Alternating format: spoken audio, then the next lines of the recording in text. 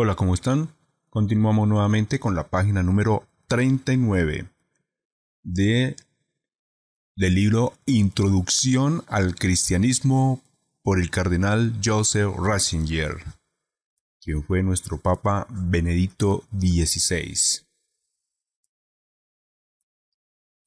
Creo en Dios Padre Todopoderoso, Creador del cielo y de la tierra. El símbolo comienza con la profesión de fe en Dios. Se le atribuye tres predicados: Padre Todopoderoso. Así traducimos la palabra griega Pantokrator. ¿Qué? Bueno, es una palabra en alemán. Pantokrator.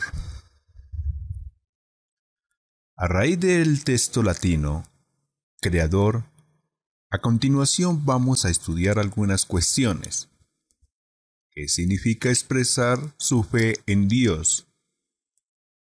Esa cuestión encierra otra. Ese Dios en el que se cree se llama Padre, Todopoderoso, Creador. ¿Qué significa todo eso? Tercero, el tema de Dios. Cuestiones preliminares. Amplitud del problema. ¿Qué es propiamente Dios?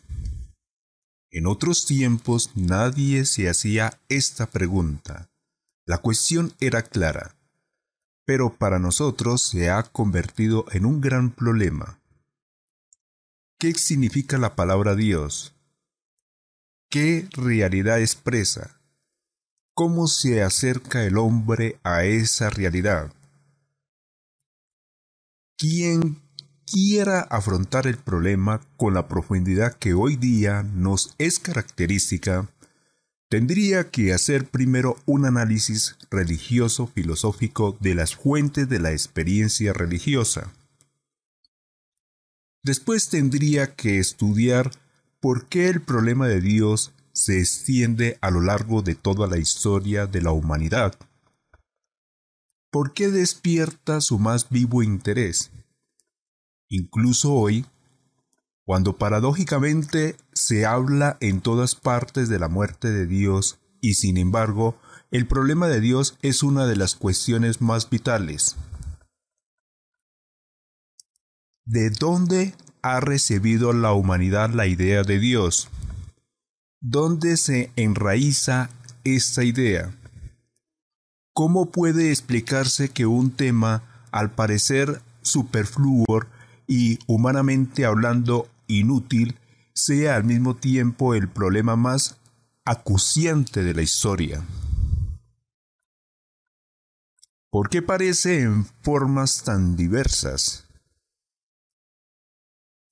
En realidad, a pesar de la desconcertante y aparente multiplicidad de las mismas, puede afirmarse que se reduce a solo tres, con distintas variaciones del tema: monoteísmo, politeísmo y ateísmo. Estos son los tres grandes caminos que ha recorrido la humanidad en lo que se refiere al tema de Dios.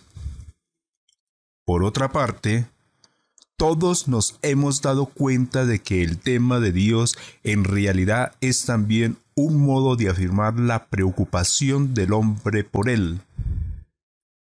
El ateísmo puede expresar y a veces expresa la no pasión del hombre por el problema.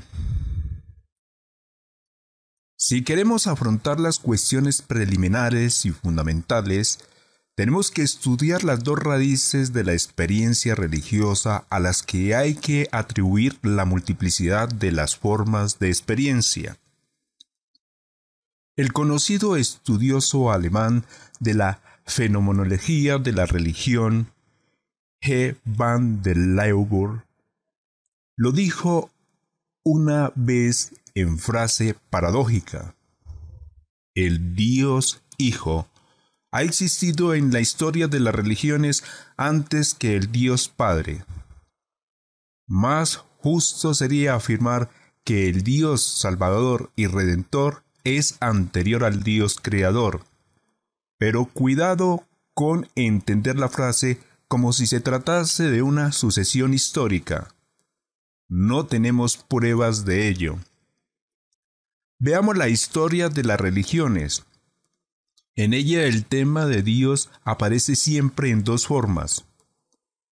Por eso la palabra antes solo quiere decir que para la religiosidad concreta, para el interés vital existencial, el Salvador, comparado con el Creador, ocupa un primer plano.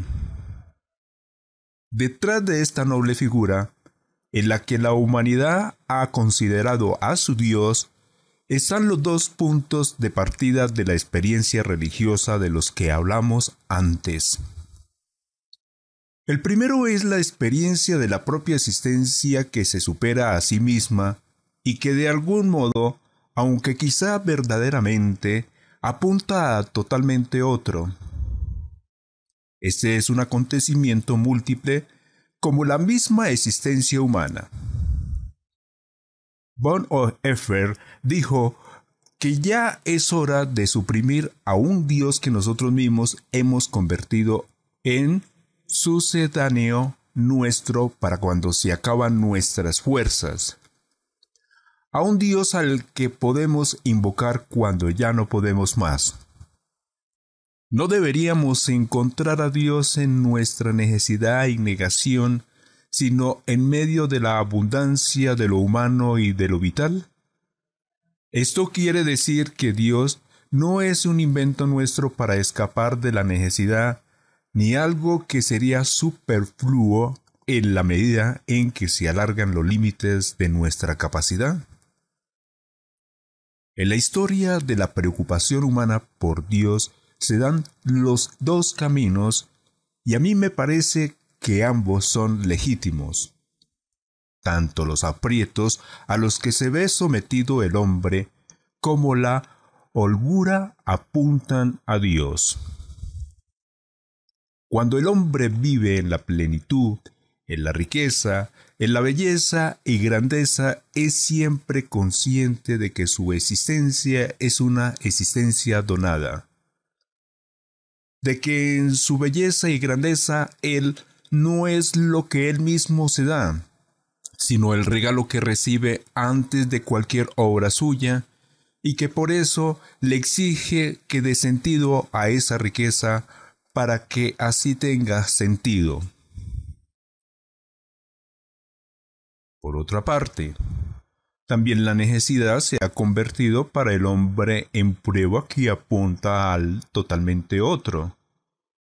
El ser humano plantea un problema, y lo es. Vive en dependencia innata, tiene límites con los que choca y que le hacen anhelar lo ilimitado. Un sentido semejante tenían las palabras de Nietzsche cuando afirmaba que todo placer, gustado como momento, anhela la eternidad. Pues bien, esta simultaneidad de dependencia y anhelo hacia lo ilimitado y abierto le hacen ver que no se basta a sí mismo y que crece cuando se supera a sí mismo y se pone en movimiento hacia totalmente otro y hacia lo indefinidamente grande. La soledad y el recogimiento nos dice también lo mismo. No cabe duda de que la soledad es una de las raíces esenciales de las que surge el encuentro del hombre con Dios. Cuando el hombre siente su soledad, se da cuenta de que su existencia es un grito lanzado a un tú, y de que él no está hecho para ser solamente un yo en sí mismo. El hombre puede experimentar la soledad de diversas maneras. Puede apagarse la soledad cuando el hombre encuentra a un tú humano, pero entonces sucede algo paradójico. Paul Claudel decía que todo tú que encuentra el hombre acaba por convertirse en una promesa irrealizada e irrealizable. que todo tú es fundamentalmente una desilusión y que se da punto en que ningún encuentro puede superar la última soledad. Encontrar y haber encontrado a un tú humano es precisamente una referencia a la soledad, una llamada al tú absoluto nacida en las profundidades del propio yo. Pero también es cierto que no solo la necesidad de la soledad, la experiencia de que ninguna compañía llena todo nuestro deseo, lleva a la experiencia de Dios. A eso nos lleva también la alegría de sentirnos seguros. Al encontrar la plenitud del amor puede el hombre experimentar el don de aquello que no podía llamar ni crear. Ve que él recibe mucho más cuando los dos quieren darse. En la lucidez y la alegría absoluta y del simple haber sido encontrado. Escondido detrás de todo encontrarse humano. Todo esto quería dar a entender de qué manera la existencia humana puede constituir el punto de partida de la experiencia de lo absoluto concebido como Dios Hijo, como Salvador o simplemente como Dios atestiguado por la existencia. Otra fuente del conocimiento religioso es la confrontación del hombre con el mundo, con sus potencias y misterios. También el cosmos, con su belleza y plenitud, con su insatisfacción, fecundidad y tragedia, puede llevar al hombre a la experiencia del poder que todo lo supera, del poder que a él mismo lo amenaza y al mismo tiempo lo conserva. De ahí resulta la imagen borrosa y lejana que precipita en la imagen de Dios Creador Padre. El estudio profundo de las cuestiones arriba mencionadas nos llevaría directamente al problema antes mencionado. De las tres formas en las que el tema de Dios se ha declinado en la historia de los hombres, monoteísmo, politeísmo y ateísmo. Así se vería más clara, a mi entender, la unidad subterránea de los tres caminos, pero téngase presente que esa unidad no significa identidad, y que no quiere decir que cuando el hombre profundiza en ellos, acaba por ver que todo es lo mismo, y que las diversas formas fundamentales pierden su significado propio. Querer probar la identidad puede constituir una tentación para el pensamiento filosófico, pero al mismo tiempo supondría que las decisiones humanas no se han tomado con seriedad y no haría justicia a la realidad. No puede hablarse, pues, de identidad. Una mirada más profunda nos hace ver que la diferenciabilidad de los tres caminos estriba en algo distinto de lo que a primera vista nos hacen sospechar las tres formas fundamentales cuyo contenido puede expresarse así. Hay un Dios, hay muchos dioses, no hay Dios. Entre las tres fórmulas y entre la profesión que implica hay, pues, una composición que ha de tenerse muy en cuenta, pero también una relación oculta en su escueta formulación. Es claro que las tres formas están convencidas en último término de la unidad y unicidad de lo absoluto. El monoteísmo cree en esa unidad y unicidad. Los muchos dioses del politeísmo, en los que él pone su mirada y esperanza, no constituyen lo absoluto. Para el politeísmo, detrás de esta multitud de potencias existe solamente un ser, es decir, él cree que el ser es, a fin de cuentas, único, o que es al menos el eterno conflicto de un antagonismo original. Por su parte, el ateísmo niega que a la unidad del ser pueda darse expresión con la idea de Dios, pero no impugna de modo alguno la unidad del ser. En efecto, la forma más radical del ateísmo, el marxismo, afirma fuertemente la unidad del ser en todo lo que es, al considerar todo lo que es como materia. Así, por una parte, lo uno, ¿qué es el ser en cuanto materia? Queda desvinculado de todas las concepciones anteriores de lo absoluto con las que la idea de Dios está unida.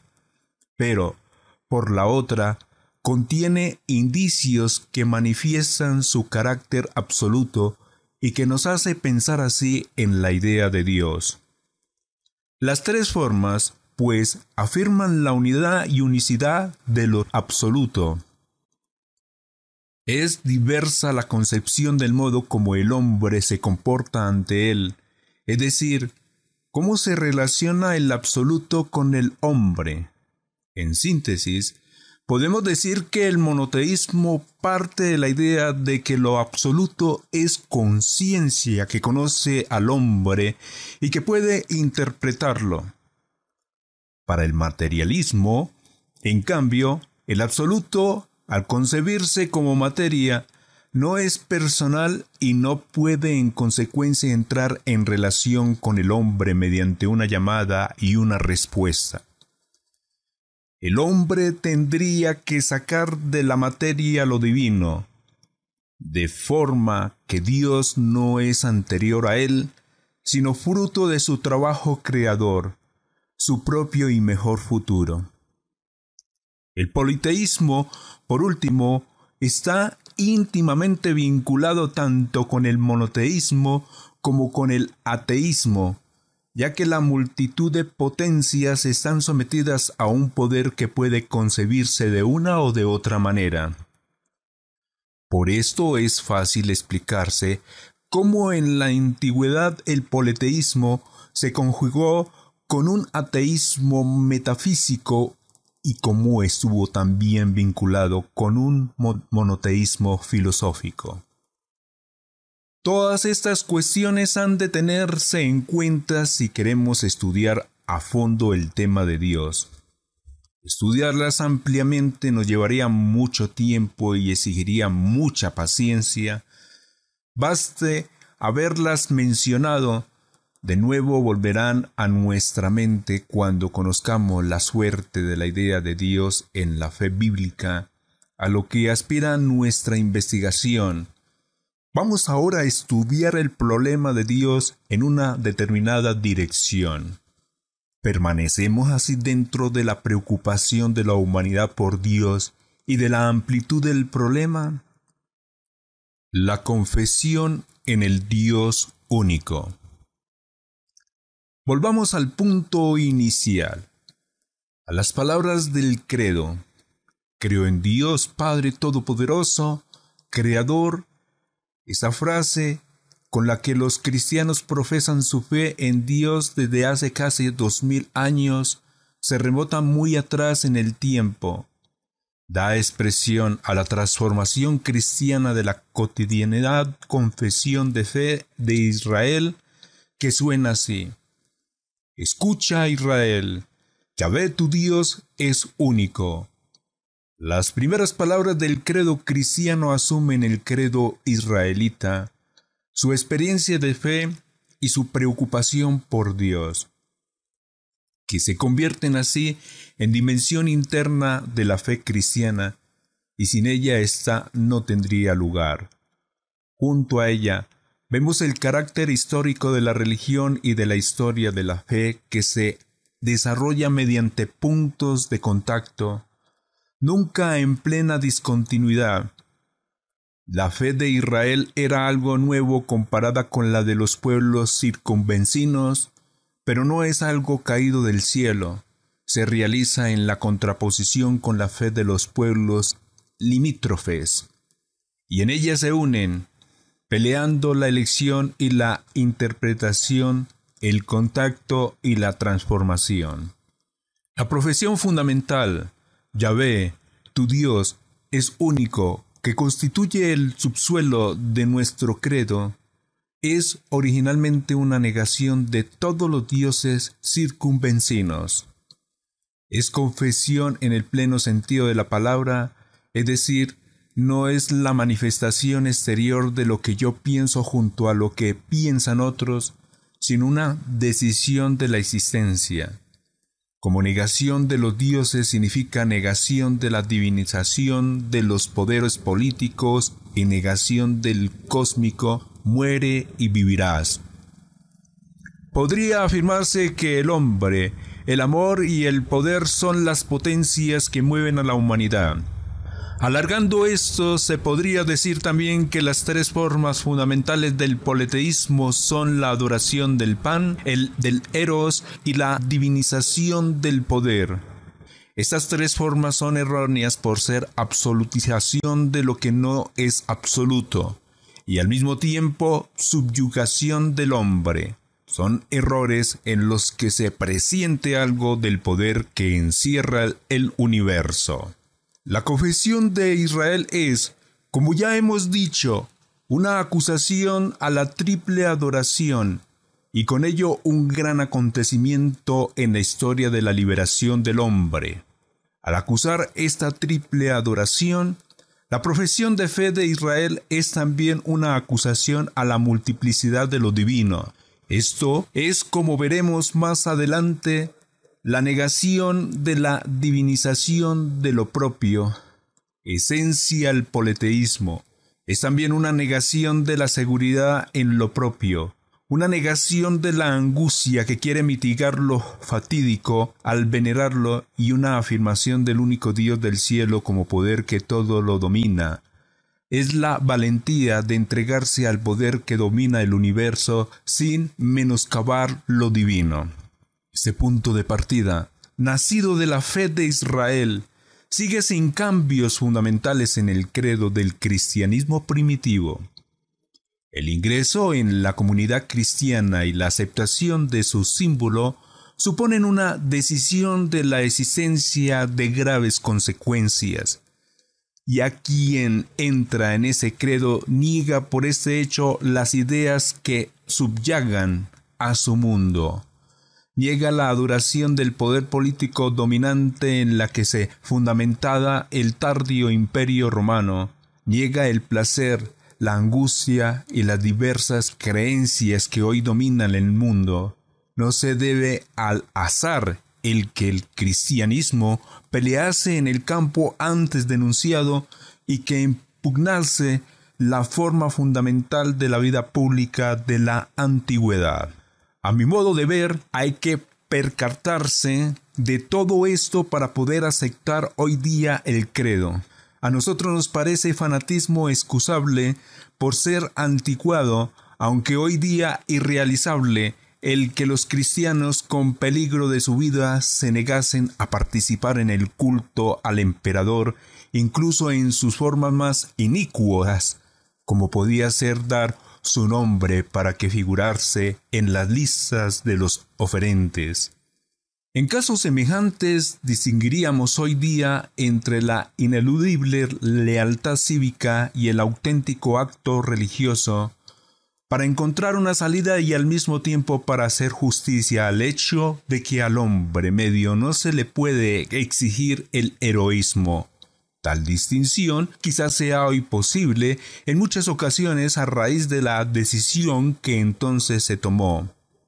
En todo caso, es importante saber que la negación de entonces está muy lejos del fanatismo ciego y que el mundo ha sufrido una transformación que solo el dolor podía realizar. Estos hechos nos dicen que la fe no es juego de ideas, sino algo muy serio. Se niega y tiene que negarse la absolutización del poder político y la adoración del poder de los poderosos derribó a los potentados de sus tronos. Lo podemos consultar en el Evangelio según San Lucas, capítulo 1, versículo 52. Con ello, ha disminuido una vez para siempre el deseo del totalitarismo, del poder político, la confesión de fe. Hay un solo Dios, precisamente porque no da expresión a miras políticas, anuncia un programa de importancia política trascendental por el carácter absoluto que se le concede al hombre por parte de Dios y por el relativismo al que la unidad de Dios lleva a las comunidades políticas. Es el único cobijo seguro contra el poder del colectivismo y al mismo tiempo la supresión de todo pensamiento exclusivista de la humanidad. Lo mismo que hemos afirmado de la fe como lucha en contra de la adoración del poder, podría decirse en lo que se refiere a la lucha por la verdadera imagen del amor humano en contra de la falsa adoración del sexo y del eros, de los que nació y nace una esclavitud de la humanidad que no es menor que la que origina el abuso del poder. Cuando los profetas describen la apostasía de Israel con la palabra adulterio, emplean algo más que una imagen. De hecho, los cultos extranjeros estaban casi siempre unidos a la prostitución cúltica, y por ello las formas en las que reaparecían en Israel se presentaban a una descripción tal. Pero los profetas daban también una orientación interior, la unidad, lo definitivo y la indivisibilidad del amor entre el hombre y la mujer, en último término, solo pueden realizarse y comprenderse en la fe en la unidad e indivisibilidad del amor de Dios. Cada día nos percatamos más de que esto no es una expresión consistente en sí misma y deducida filosóficamente, sino que decae dentro del todo de la fe en el Dios único y de que se integra perfectamente en él.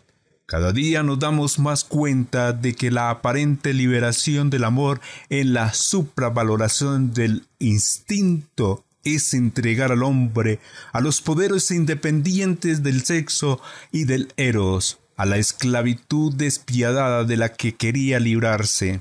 Si el hombre huye de Dios, le persiguen los dioses hasta alcanzarle.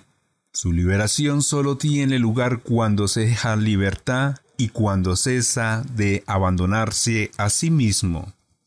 No menos importante que la explicación de la negación que comporta el credo es la comprensión del sí, que implica por la simple razón de que él no ha de comprenderse a la luz de sí, pero también porque el no del cristianismo de los primeros siglos se ha manifestado históricamente eficaz hasta el punto de que han desaparecido irrevocablemente todos los dioses. Ciertamente, no han desaparecido los poderes en los que se encarnaban, ni la tentación de absolutizarlos. Ambas cosas pertenecen a la situación humana fundamental y expresan la continua verdad, por así decirlo, del politeísmo, la absolutización del poder del pan y del eros nos amenaza a todos tanto como los antiguos. Pero aun cuando los dioses de entonces siguen siendo todavía hoy poderes que quieren atribuirse lo absoluto, han pedido ya irremisiblemente su máscara de divinos y aparecen ahora en su pura profanidad. Ahí estriba la diferencia esencial entre el paganismo precristiano y el postcristiano, que está marcado por la fuerza histórica de la negación cristiana de otros dioses. En el vacío en que vivimos hoy día bajo muchos puntos de vista, surge la pregunta: ¿cuál es el contenido de la afirmación que implica la fe cristiana? Como son temas que hay que analizarlos a fondo, mejor dejo estos audios corticos para que cada uno lo analice muy bien. Ya saben que el libro lo pueden descargar directamente de la página de catholic.net, todas las librerías de San Pablo. Ahí pueden encontrar el texto original. Muchas gracias por su atención.